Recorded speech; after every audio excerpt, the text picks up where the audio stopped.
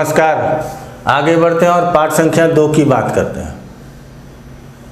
और आज बात होगी युति फल की।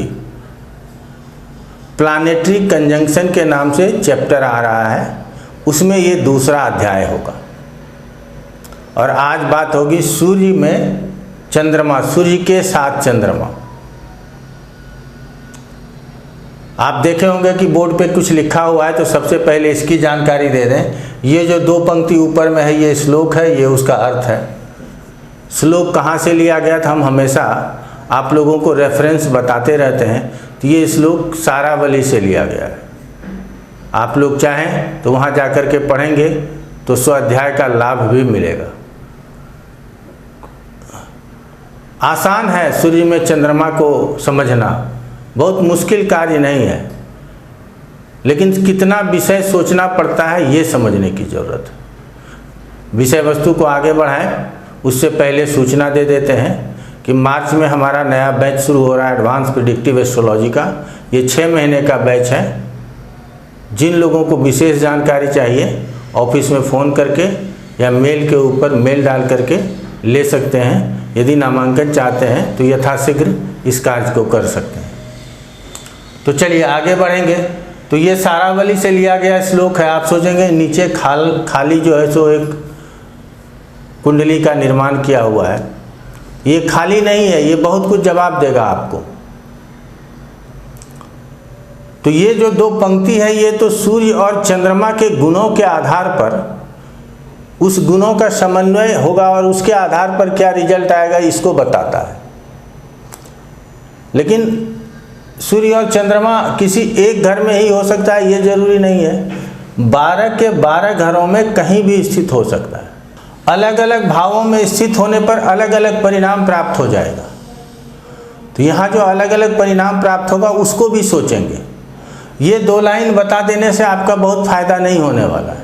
जब तक विशेष विस्तार नहीं देंगे तब तक आपको फायदा नहीं होगा। तो चलिए सबसे पहले हम लोग श्लोक को ही पढ़ लेते हैं। कहते हैं युवती नाम वसगः स्याद् विनीतः कूटक्ति पृथु लवितः आसव विक्रय कुशलो रव्युडु पत्यो क्रिया निपुणः। अब इसका अर्थ क्या है ये भी आप लोगों के लिए संक्षेप में ले आए हैं, फिर उसकी व्याख्या भी हम साथ में कर लेंगे। तो पहले है स्त्रियों के बस में रहने वाला। यहाँ चंद्रमा को क्या बोलते हैं, स्त्री बोलते हैं। शुक्र और चंद्रमा 2 स्त्री कारक ग्रह है। तो यदि यहाँ चंद्रमा मजबूत है, मजबूत कहने का मतलब है कि क्षीण चंद्रमा भी बलवान होता है।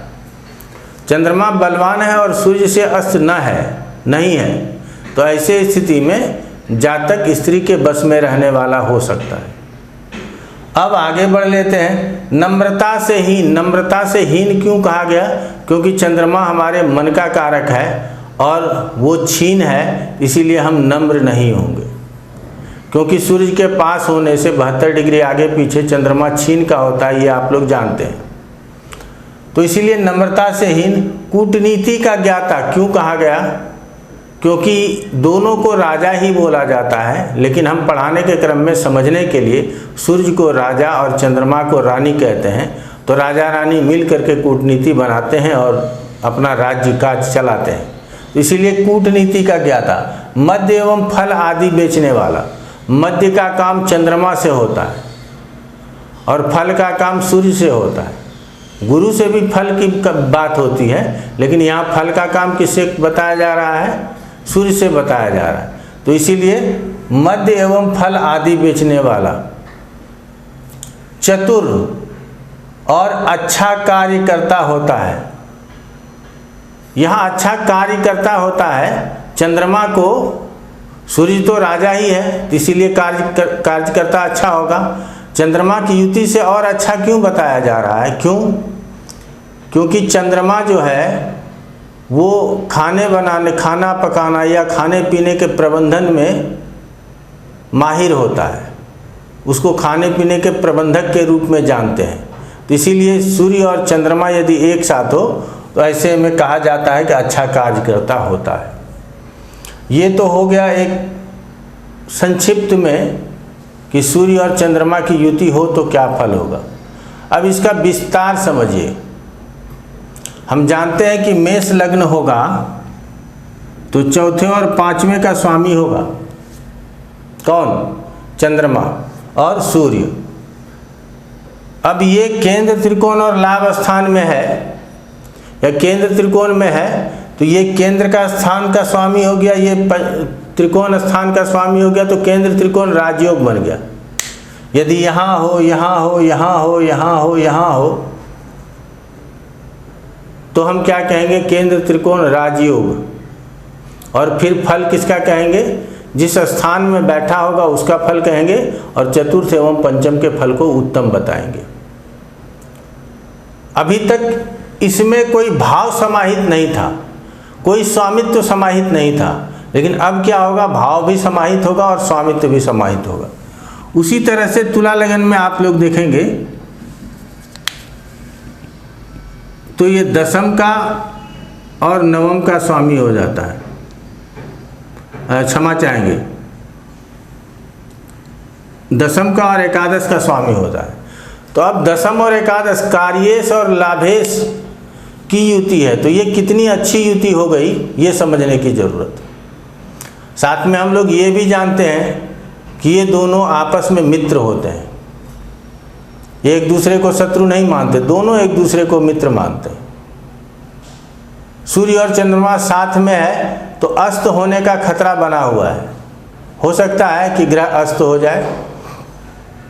अस्त हो जाएगा तो चंद्रमा के परिणामों में बहुत कमी हो जाएगी और सूर्य के परिणाम पुष्ट होकर के मिलेंगे, बढ़ के मिलेंगे। तो इन सभी बातों को अपने ध्यान में रखना है। अब एक छोटे से उदाहरण में लेकर के चलते हैं कि अगर ये लग्न में हो तो जातक सुदृढ़ शरीर वाला, मानसिक रूप से बहुत मजबूत रहने वाला। दूसरे स्थान में हो तो यहाँ जो ये कूटनीति वाला स्थिति है, अपने कुटुंबों के साथ भी कूटनीति के साथ चलने वाला, वाणी में कूटनीति आपको दिखाई दे, ऐसा आपको लगेगा कि धन प्राप्त करने में अपने कूटनीति का प्रयोग करें, ऐसा आप समझेंगे कि कूटनीति से धन प्राप्त करने वाला, कूटनीति से अपने रिश्ते को चलाने वाला, कूटनीति पूर्ण वाणी बोलने वाला। अब तीसरे में हो जाएगा तो तीसरे में सूर्य यदि हो तो सूरवीर, ऐसा बोलते हैं। चंद्रमा हो गया और चंद्रमा भी क्षीण है तो उसका भी तीसरे में जाना गलत नहीं है। अब दोनों साथ में है तो ऐसे में जातक मानसिक और आत्मबल प्राप्त करेगा और सूरवीर होगा, अपने अनुयायियों के ऊपर शासन करने वाला। छोटे लोग, जितने भी छोटे लोग होते हैं, भाई बहन, नौकर चाकर, घर में जितने भी लोग आपसे ओहदे में छोटे हों और उम्र में छोटे हों, सबको तीसरे से देखेंगे तो सबके ऊपर शासन करने वाला। चतुर्थ में होगा तो भूमि भवन का स्वामी, क्योंकि काल पुरुष के भी गुण समाहित होंगे, नैसर्गिक इसके गुण तो होंगे ही, काल पुरुष के भी गुण समाहित होंगे। और काल पुरुष में ये चतुर्थ और पंचम का स्वामित्व है, तो अपने बुद्धि विवेक से धन अर्जित करने वाला, अपने बुद्धि विवेक से सुख को प्राप्त करने वाला, प्रॉपर्टी अर्जित करने वाला, वाहन आदि का सुख प्राप्त करने वाला। पंचम में हो तो बहुत तीव्र बुद्धि वाला, चंचल स्वभाव वाला, क्योंकि यहाँ चंद्रमा है। छठे में हो तो रोगी, क्यों? क्योंकि सूर्य और चंद्रमा दोनों को लग्न मानते हैं। काल पुरुष के पत्रिका में दोनों को लग्न मान करके बताया गया है, तभी आप रिजल्ट के ऊपर जाते हैं। कहते हैं ना कि चंद्रमा, सूर्य और लग्न तीनों से द्वादश भाव को देखें और उसके बाद तारतम्य से रिजल्ट बताएं। तो इसके आधार पर यहाँ छठे में चला जाएगा सूर्य और चंद्रमा, तो एक जीवन दाता सूर्य, पोषण दाता चंद्रमा, तो ऐसे में दोनों छठे में चला गया तो स्वास्थ्य में हानि। सप्तम में जाएगा स्त्रियों के बस में रहने वाला। सप्तम में चंद्रमा हो तो कहते हैं आमोद प्रमोद में लीन रहता है। सूर्य के साथ हो गया, सूर्य पंचमेश हो गया, तो अपने विवेक से अपने सुख भोगों को प्राप्त करने वाला। अगर यहाँ चंद्रमा बलवान हो, अस्त ना हो, तो स्त्रियों के बस में रहने वाला। 8वें में चला गया तो आयु कम हो जाएगा, क्योंकि चंद्रमा और सूर्य दोनों लग्न के रूप में काम करता है, प्लस सूर्य जिस स्थान में जाता है उस स्थान से अलग भी करता है, उस स्थान के कारकत्वों से अलग भी करता है, तो आयु से थोड़ा दूर करेगा, कम आयु वाला होगा। और चंद्रमा को भी 8वें में बहुत अच्छा नहीं बताया गया, और दोनों यदि चले गए तो सबसे पहले आयु की समस्या हो जाएगी और बुद्धि विवेक से हीन हो जाएंगे, क्योंकि ये चतुर्थ और पंचम का स्वामित्व लेकर के अष्टम में गया। ऐसा जातक स्कॉलर नहीं हो सकता। जैसे कहते हैं ना, इसको स्टूडेंट बहुत मेधावी है, स्कॉलर है, तो वो नहीं हो सकता। नवम में है तो सूर्य और चंद्रमा दोनों नवम में है, तो इससे अच्छा और क्या हो सकता है। मंदिर का निर्माण करने वाला या मंदिर निर्माण या धार्मिक कार्यों में चंदा देने वाला, वो उसके घर चले जाओ, वो चंदा जरूर दे देगा। ऐसा बोलते हैं लोग, जब कभी चंदा कलेक्शन की बात होती है तो वहाँ जाएंगे तो इतना रुपया चंदा मिल जाएगा, तो लोग उनके यहाँ जरूर जाते हैं जहाँ से अच्छा चंदा मिलता है। दसम में हो तो कार्य करता होता है, अच्छा कार्य करता होता है, क्योंकि ये कार्य का स्थान है, कर्म का स्थान है, और साथ में चंद्रमा भी है, तो कार्य करने वाला और सुख को प्राप्त करने वाला, क्योंकि दृष्टि चतुर्थ के ऊपर होगा। सूर्य की भी दृष्टि है चतुर्थ के ऊपर, तो यहाँ कभी कभी कोई प्रॉपर्टी आदि खरीदने के लिए जाएंगे तो उसमें विलंब जरूर होगा, लेकिन सारे सुखों को प्राप्त करने वाला। लाभ स्थान में है, तब समझ लीजिए कि लाभ को प्राप्त करने वाला, अपने हाथों से अपना जीवन बनाने वाला, ये उपचय स्थान है। प्रसन्न चित्त रहने वाला, आत्मबल से भरपूर, और यदि व्यय स्थान में चला गया तो फिर वही हो जाएगा कि ज़रूरत से ज़्यादा खर्च करने वाला, शारीरिक रूप से दंड प्राप्त करने वाला, व्यर्थ की चिंता करने वाला। ये होगा सूर्य और चंद्रमा के युति का फल। अब हमने कहा था कि काल पुरुष के पत्रिका में यहाँ ये 1 और 4 है। ऐसे स्थिति में ये अस्त हो सकते हैं। अगर अस्त नहीं है तो उत्कृष्ट परिणाम देंगे, और अगर अस्त हो गए हैं तो भी योगों का फल बहुत अच्छा मिलेगा। और उसी तरह से तुला लग्न में आप लोग देखते होंगे कि यहाँ और यहाँ का स्वामित्व प्राप्त है, तो लाभ और कार्य का स्वामित्व प्राप्त है, तो यहाँ भी उत्कृष्ट फल प्राप्त होगा। तो ऐसा भी हम लोग समझ जाएंगे। जहाँ ये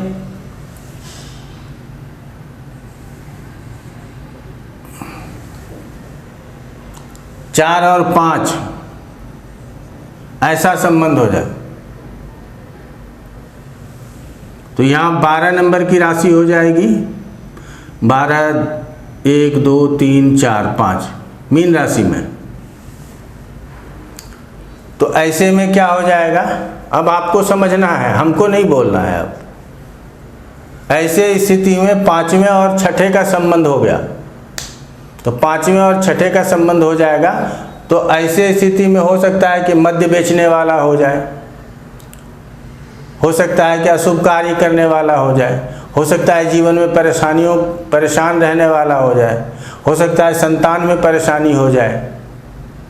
तो इस तरह से विषयों को समझिएगा, और इस तरह से यदि विषयों को समझिएगा तो कंठाग्र हो जाएगा। और अपने से हमारा विश्लेषण हम जिंदगी भर करेंगे। अभी मान लीजिए 800 पाठ आया होगा, 800 के आसपास पाठ चल रहा है, 8000 पाठ भी दे देंगे तो भी आप लोग सोचिएगा कि सिर्फ हमारा पाठ पढ़ के ज्ञानी हो जाएंगे। नहीं, स्वाध्याय भी जारी रखिए और बातों को समझिए कि हम कहना क्या चाहते हैं, तब आप जा कर के अच्छी शिक्षा प्राप्त कर सकेंगे।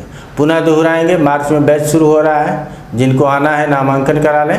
कंसल्टेशन के लिए फ़ोन कर सकते हैं, छोटा सा फ़ी रखे हुए हैं, उसको पे करें और बात करें, आपको कोई परेशानी नहीं होगी।